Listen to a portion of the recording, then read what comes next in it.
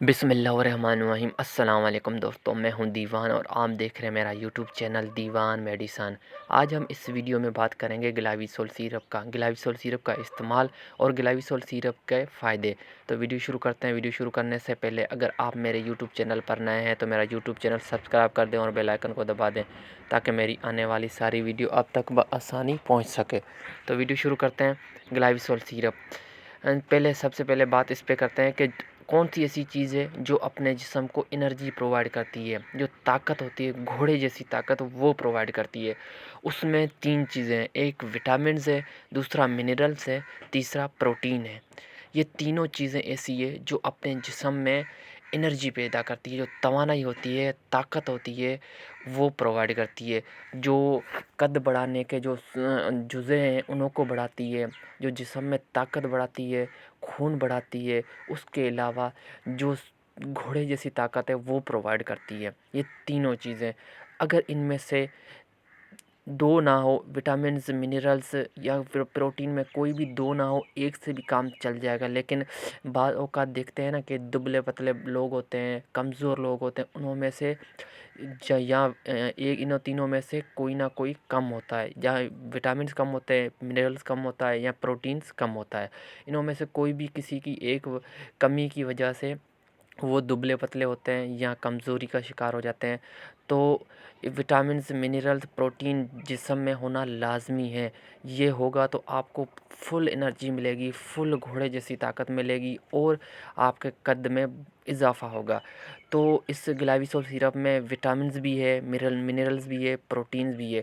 Vitamins آپ کے جو جسم کے وٹامنز ہے وہ پورے کریں گے۔ وٹامنز کا کیا کام ہے آپ کو پتہ ہوگا، یا اس پہ بھی میں ایک ویڈیو بناؤں گا کہ وٹامنز کا کیا کام ہے۔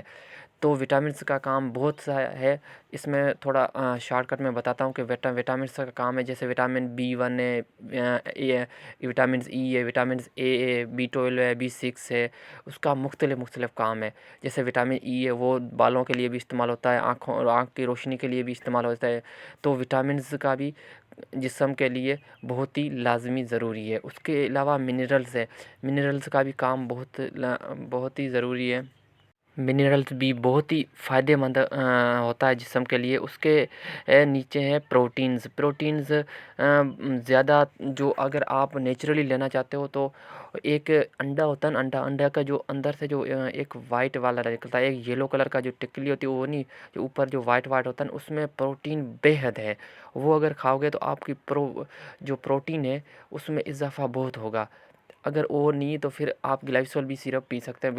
گلاویسول اگر آپ بولتے ہو سیرپ فارم میں نہیں لینا چاہتا تو آپ وہ انڈا بھی کھا سکتے ہیں جو وائٹ ہوتا ہے، وہ اس میں بھی پروٹین بہت ہے، وہ بھی آپ کو انرجی بہت دے گا۔ یہ تینوں چیزیں وٹامنز، منرل اور پروٹین ایسی چیزیں ہیں جو آپ کی جسم کو فل انرجی اور گھوڑے جیسی طاقت مہیا کرتی ہے۔ اس کے علاوہ اگر بات کریں قد بڑھانے کی تو یہ تینوں اگر موجود ہوں گی تو قد میں اضافہ بہت ہوگا۔ اگر بچے ہیں جس کا قد نہیں بڑھ رہا تو آپ یہ شربت پئیں، انشاءاللہ تعالیٰ قد بڑھے گا۔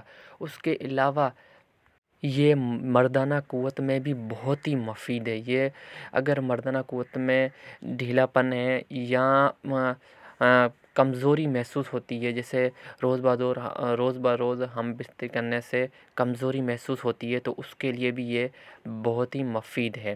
اگر بات کریں اس کے سائیڈ ایفیکٹ کی تو اس کا سائیڈ ایفیکٹ کوئی نہیں ہے، یہ طاقت کا ہے۔ وٹامنز، منرل، پروٹین ہے جو ہر بندے کو چاہیے۔